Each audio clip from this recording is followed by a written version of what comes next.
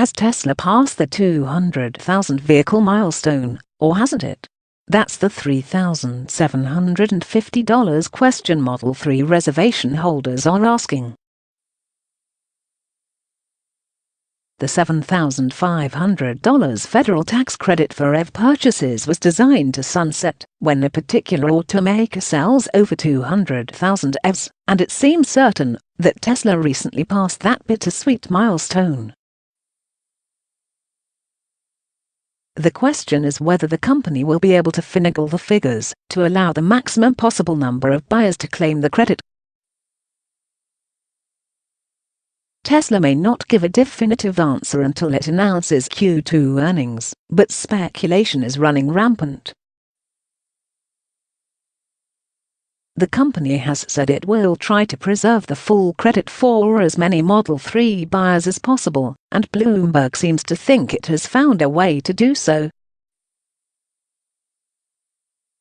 InsideEVs, on the other hand, thinks the 200K milestone has come and gone. There's a lively discussion of the issue on the Tesla Motors forum. According to Internal Revenue Code 30D, when the 200,000 unit threshold is reached, the tax credit will be phased out beginning with the second calendar quarter after the calendar quarter in which at least 200,000 qualifying vehicles manufactured by that manufacturer have been sold.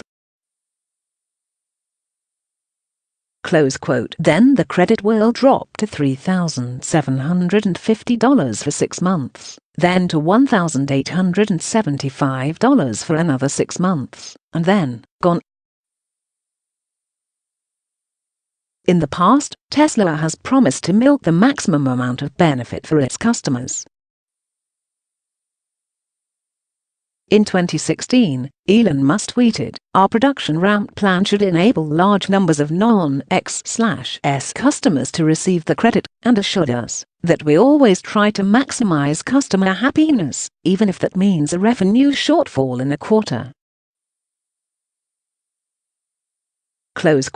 Assuming that we passing the IRS speak correctly, if Tesla delayed delivery of its 200,000th vehicle until July 1, buyers could continue to claim the full credit for another 6 months.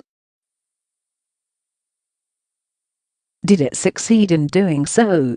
As Tom Randall wrote in Bloomberg's Model 3 production blog, it's pretty clear that Tesla is likely suppressing U.S. sales as the quarter ends so as to extend its federal electric vehicle subsidy.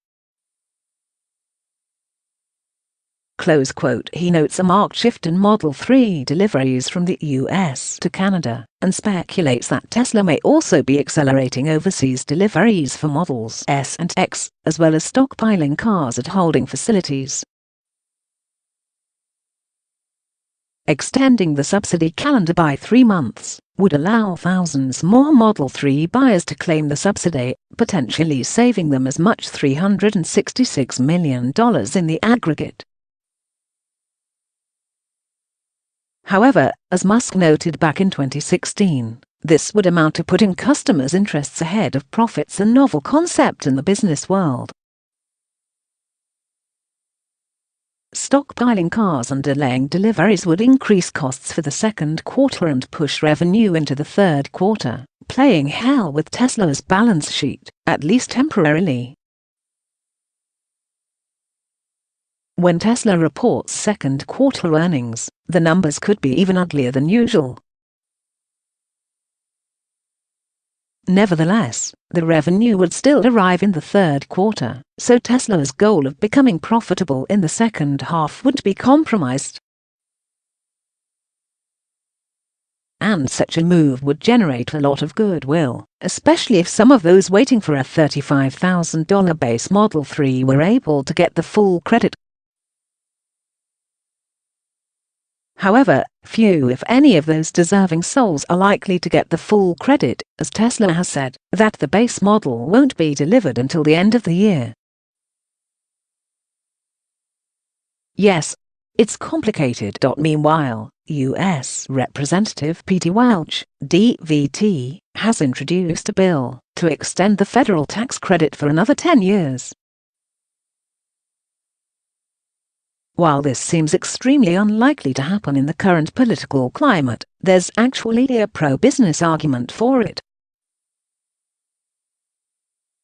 One result of the poorly thought-out sunset clause is that automakers who sat on the fence and waited to produce EVs will gain a competitive advantage over automakers who were first movers, and foreign automakers will have an advantage over American automakers Tesla and GM.